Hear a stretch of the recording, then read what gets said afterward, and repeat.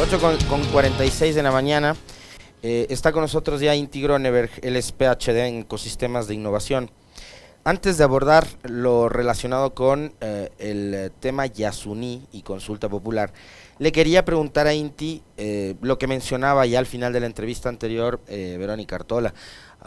¿Cómo le cayó a Inti la noticia de que para la preservación de Galápagos el gobierno ha promovido esta compra de deuda a través de bonos azules que van a ser manejados por un fideicomiso en Delaware, Estados Unidos, que es un paraíso fiscal, y que va a tener además un directorio con mayoría de privados? Bienvenido, Inti.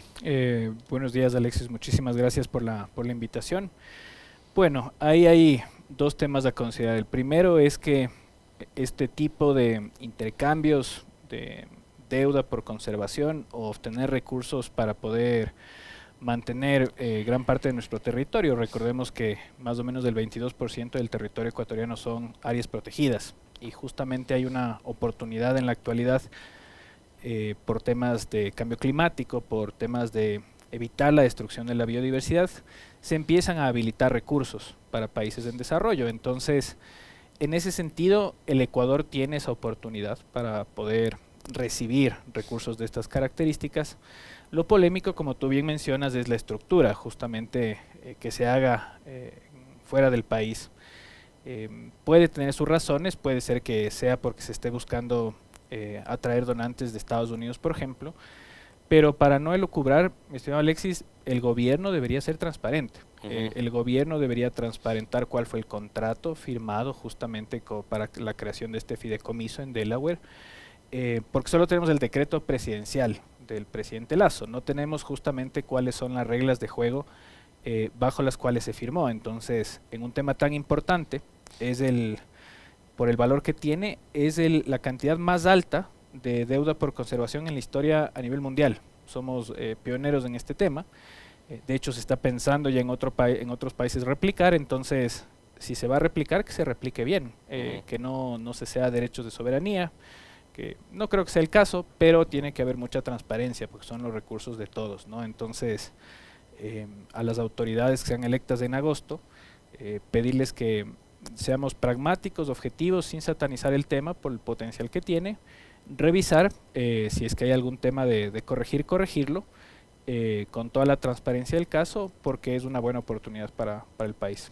Bien, ahora, adentrándonos al tema Yasuní, 10 años después, la explotación en los campos ITT que están dentro del Parque Nacional Yasuní irán a consulta popular. La Corte Constitucional finalmente calificó el pedido del colectivo Yasunidos de ir a una consulta ciudadana para que seamos los ecuatorianos, los 13, 14 millones de electores, quienes decidamos si dejamos o no el crudo en tierra. Esto cuando las exploraciones y las explotaciones en el ITT empezaron ya hace rato, Inti. ¿Cómo, procesamos esta disyuntiva a la que vamos a llegar el próximo 20 de agosto? Bueno, este tema es apasionante para el país.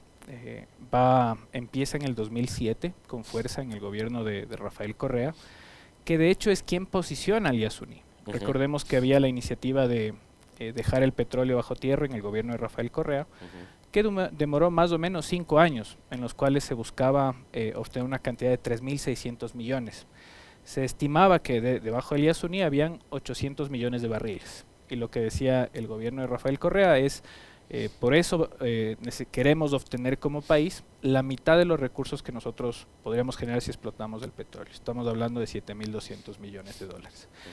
Y le posiciona al Yasuní. De hecho, a nivel internacional se empieza a conocer de que el Yasuní es el área por kilómetro cuadrado más megadiversa del mundo.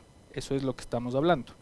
Es el área donde viven la mayor cantidad de especies, de plantas, de árboles.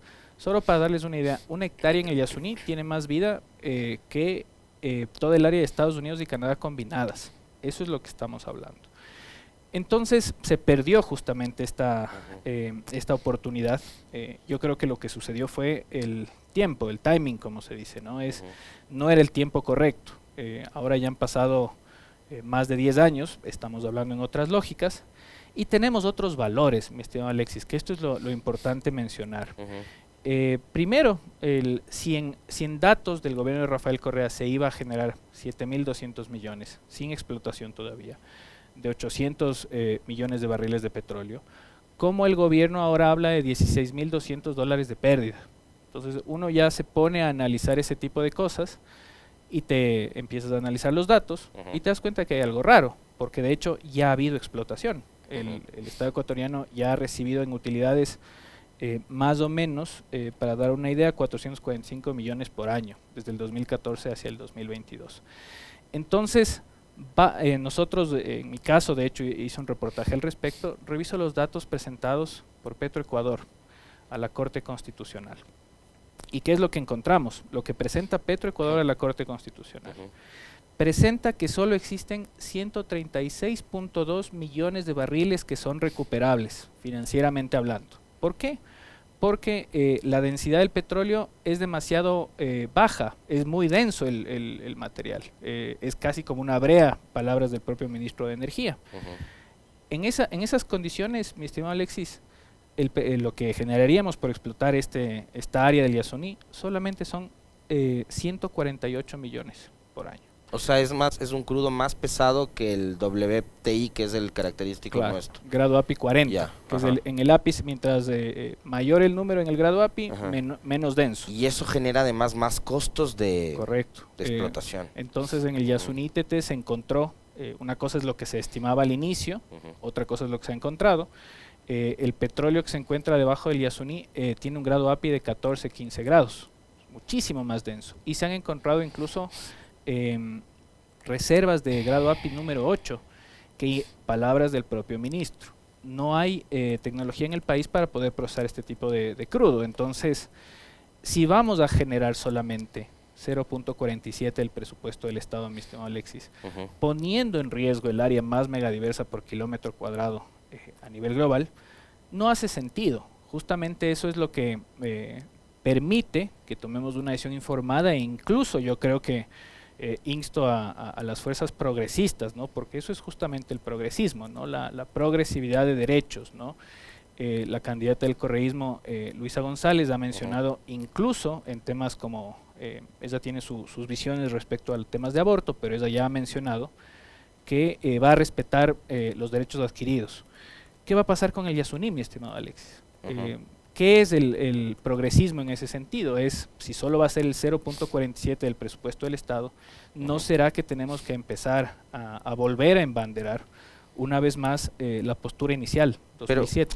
Pero ahí yo me remonto también a esa época, Inti, y si no logramos el apoyo de la comunidad internacional y no logramos, digamos, alcanzar la profundidad que queríamos y obtener los recursos como para poder dejar el crudo bajo tierra, y tenemos eso ahí, y hay, como lo decía el propio Correa, una infinidad de necesidades y un pueblo que va a tener que soportar el fenómeno del Niño, recuperarnos de la pandemia, todo lo que nos dejó y demás.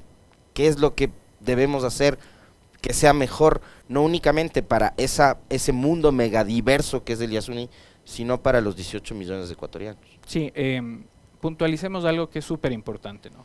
Cuando Rafael Correa en su gobierno mencionaba lo que tú bien comentas, los datos eran distintos. Se pensaba que el grado API del petróleo del Yasuní era de muy alta calidad, se pensaba que eran 800 millones de barriles, se tenía las estimaciones de 7.200 millones de dólares que iba a generar este proyecto en total para el país, pero a la final no se logró, no por falta de iniciativa del gobierno ecuatoriano, sino que a nivel global no estábamos listos para esto. De hecho, mientras yo estuve en Londres, escuché muchas veces que la iniciativa ecuatoriana motivó a que se empiece a hablar de temas de conservación, de otros mecanismos de financiamiento. Entonces, esto empieza a tomar fuerza a raíz del 2014 y va a seguir tomando fuerza. De hecho, solo para darles una idea, el mercado de todo lo que tiene que ver con conservación, servicios ambientales, bioeconomía para la región está estimado en 15.4 billones al año. Eso es lo que se está dando como el futuro para los países megadiversos. Costa Rica ya lo está haciendo. Entonces, probablemente lo que sucedió antes era no fue el tiempo adecuado. Sin embargo, el Ecuador empezó a motivar esta discusión. Entonces, Con los datos actuales, lo que habría que ver son otras alternativas, ¿no? Una es justamente buscar fondos, se puede hacer estudios, puede ser un lugar, digámoslo así, la farmacia es donde todas las empresas que quieran conseguir nuevos elementos químicos, orgánicos para la producción de medicinas puedan venir a este país, porque el Yasuní, para colmo, tiene un tema de que no solamente es megadiverso, sino que su megadiversidad es única. 90% de las especies que se encuentran en la reserva de biosfera del Yasuní son únicas, no existen en otro lado, entonces puede haber curas para todo ahí directamente. Entonces podemos seguir los ejemplos de otros países en ese sentido también. Ahora, pregunto, Inti, con el avance de la tecnología, ¿se puede explotar petróleo, ya sea en el Yasuní o en cualquier otra parte del mundo, minimizando los impactos ambientales, o eso es algo imposible? Yo creo que se puede en tanto y en cuanto no sean zonas megadiversas.